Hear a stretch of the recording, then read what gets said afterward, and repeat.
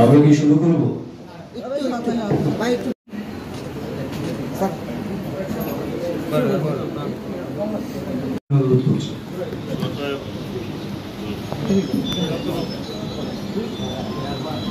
ঠিক আছে,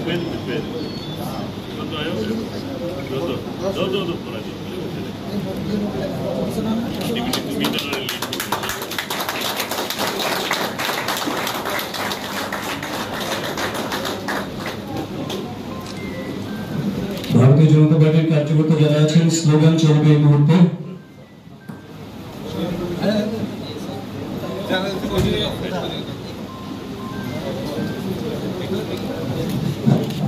ভারতীয় জনতা পার্টির নবাগত করে স্বাগতম, ভারতীয় জনতা পার্টির নবাগত করে স্বাগতম। ভারত মাতা কি, ভারত মাতা কি, বন্দে বন্দে বন্দে। ভারতীয় জনতা পার্টির নবাগত করে স্বাগতম, ভারতীয় জনতা পার্টির নবাগত।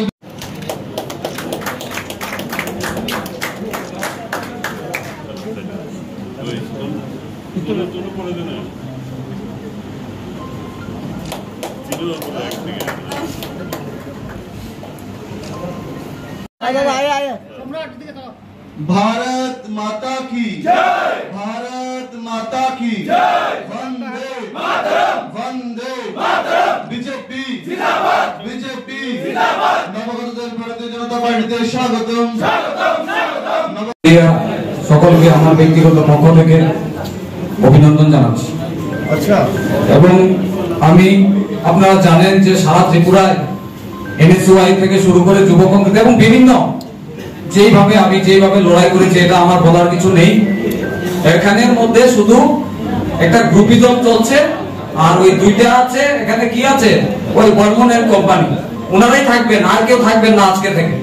এবং বিশেষ করে আমি ধন্যবাদ জানাচ্ছি অমিত রক্ষিত দাদাকে, যিনি আমাকে সবসময় সহযোগিতা করেন রাজনীতিকের বাইরে।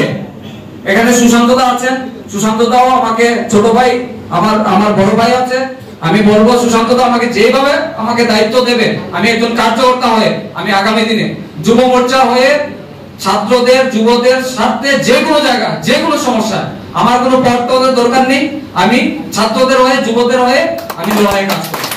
ঠিক আছে, আমি একটা কথা বলছি, কংগ্রেস আর সিপিএম আজকে থেকে দেখবে শুরু হয়ে গেছে সারা ত্রিপুরায়,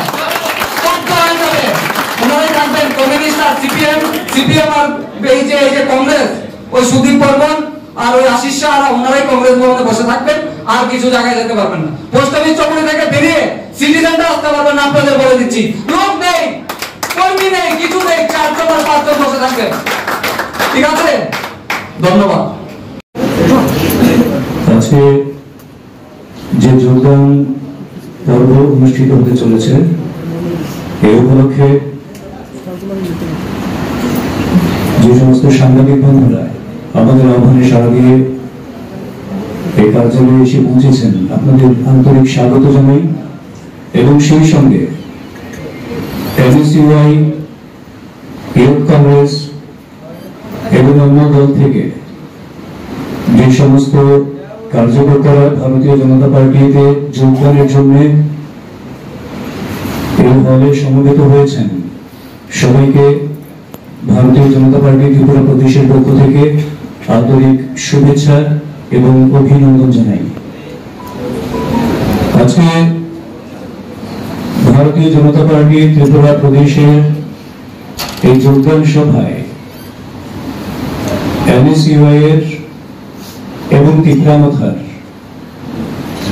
একজন নেতৃত্ব রয়েছেন, 8 জনের নেতৃত্বে 200 জনের উপর এনএসইউআই কার্যকর্তা এবং ত্রিপুরামথার যে ছাত্র অংশ রয়েছে, সেই সংগঠনের কার্যকর্তারা ভারতীয় জনতা পার্টিতে যোগদান করতে আমাদের মধ্যে উপস্থিত রয়েছেন।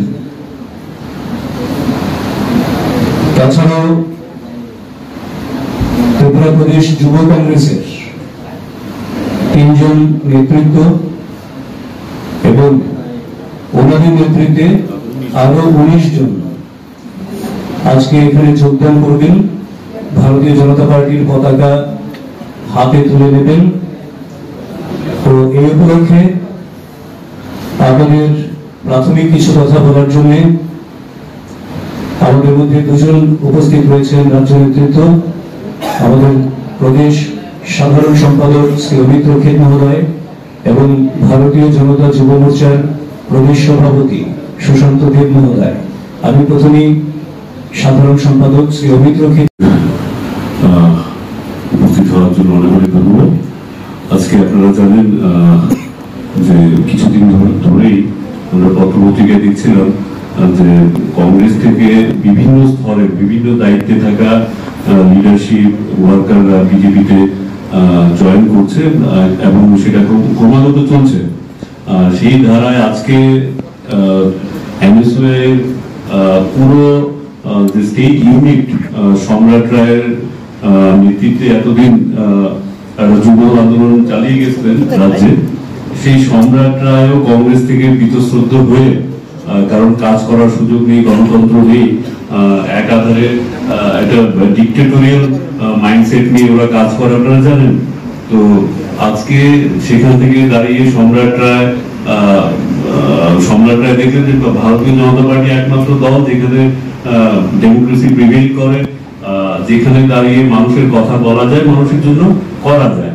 তো আজ সম্রাট রায় এবং ওনার সঙ্গে যারা এনএসইউতে নেতৃত্ব দিতেন, মিন্টু দাস যিনি ভাইস প্রেসিডেন্ট ছিলেন, আমির হোসেন, অভিক পাল, জিয়াদ উদ্দিন, রঞ্জিত দেব, সৌম্যজিৎ দেব এবং প্রসেনজিৎ দাস, এদের নেতৃত্বে 200 জন এনএসইউ এর একটিভ কার্যকর্তা আজকে প্রসেনজিৎ দাস যিনি ফর্মার স্টেট কমিটি মেম্বার পিপরা মথার, তো এই 8 জনের নেতৃত্বে প্রায় 200 জন এনএসইউ এর কর্মী এবং মথার যারা ছাত্র আন্দোলনের সঙ্গে যারা যুক্ত ছিলেন ওনারা জয়েন করছেন। পাশাপাশি যুব কংগ্রেস থেকে জাহির আলী যিনি ইউথ কংগ্রেসের ভাইস প্রেসিডেন্ট ছিলেন, Prosenjit Das state vice president ছিলেন ইউথ কংগ্রেসের, সুদীপ্তা নন্দী কংগ্রেসের স্টেট জেনারেল সেক্রেটারি ছিলেন ইউথ কংগ্রেসের, ইনারা আজকে ভারতীয় জনতা পার্টির পতাকা তলে সামিল হচ্ছেন। আমি ওদের অনেক অনেক শুভেচ্ছা এবং অভিনন্দন জানাচ্ছি এবং সঠিক সময়ে সঠিক সিদ্ধান্ত নেওয়ার জন্য ওদের অনেক অনেক ধন্যবাদ। কারণ এরাই আমাদের আগামী দিনের ভারতবর্ষকে এবং রাজ্যকে সঠিক দিশায় নিয়ে যাবেন। কারণ ভারতবর্ষ আমরা বলি যে ইয়াংগেস্ট নেশন, আর ইয়াংগেস্ট নেশনকে সঠিক দিশা দিতে পারবে যুব সমাজই। তো ওরা সঠিক সময় সঠিক প্ল্যাটফর্মে এসছে, এর জন্য ওদের অনেক অনেক অভিনন্দন। আমি